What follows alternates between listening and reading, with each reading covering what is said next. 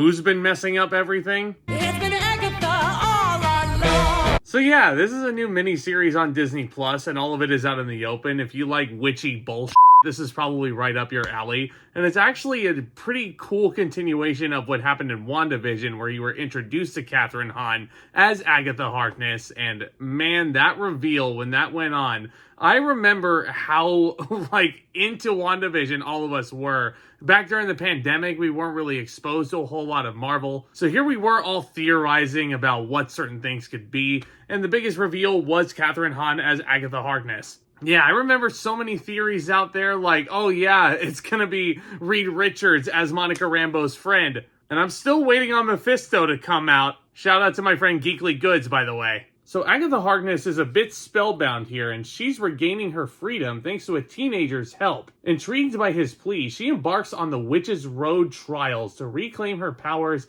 as well as discover this mysterious teenager's motivations. And seeing as how this is a spoiler-free video, that's as deep as I'm gonna go with you guys. All I'll say is, sitting through Agatha All Along, this was a lot of fun. And it's actually a pretty refreshing, unique property to come within the MCU. And I think it's all anchored by this performance of Kathryn Hahn. And she gets to be so freaking raw and emotional in this. And she gets to be pretty freaking unpredictable, as an Agatha Harkness should be. We shouldn't really know a whole lot of her backstory. I mean, she is a supervillain to Scarlet Witch here. And you do get a little bit of her backstory and the tragedies that came with her upbringing. But it's kept at a bare minimum, actually. And a lot of people might complain that they wanted more out of the origin story aspect of it.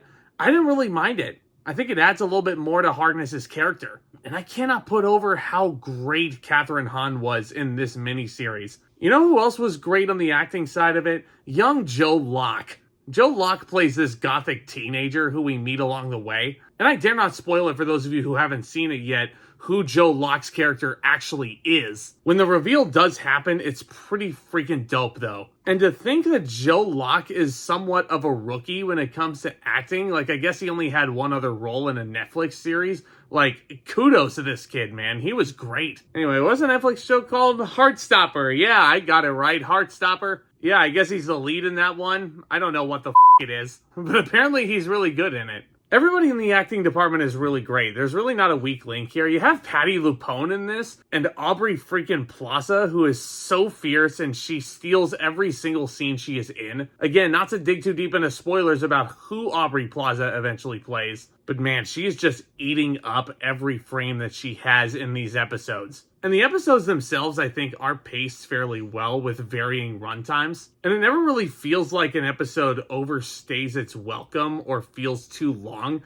Everything feels just right here. And it's a really easy show to sit through at 9 episodes, and it is chock full of surprises. And again, I feel like if you're into the spooky season, if you're into spiritualism, if you're into witchy stuff, Agatha All Along is probably going to be one of your favorite shows ever. Because, I mean, you get it all. You get tarot readings, you get some cool songs along the way.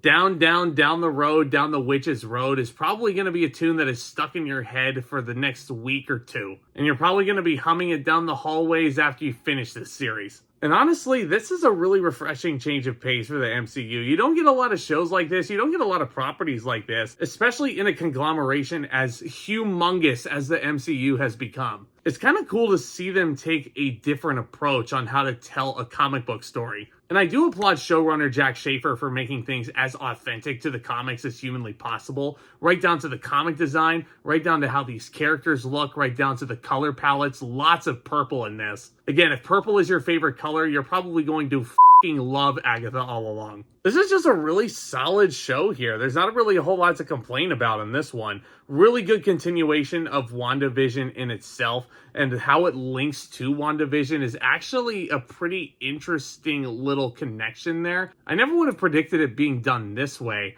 but in a sense, it kind of works. If I were to nitpick anything about this, it is a little bit confusing on first viewing. Okay, what the heck is going on here? You're really trying to piece together, wait, why is this character this status? And how did this character get to this point? Wasn't that character dead?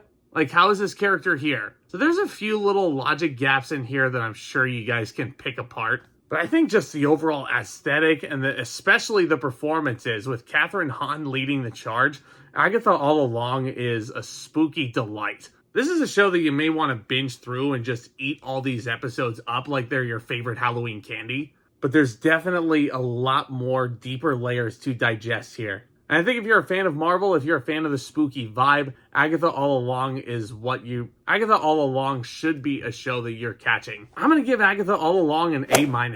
This is one of the better Marvel shows that's been put out, and it honestly was a super pleasant surprise. Let me know what you thought of Agatha All Along down in the comments section. What is your favorite Marvel show so far? Low-key, no question for me. Like, nothing else has come close to the weirdness of those 2 seasons so far. And I'll be honest though, Agatha All Along does have a lot of weird vibes in there.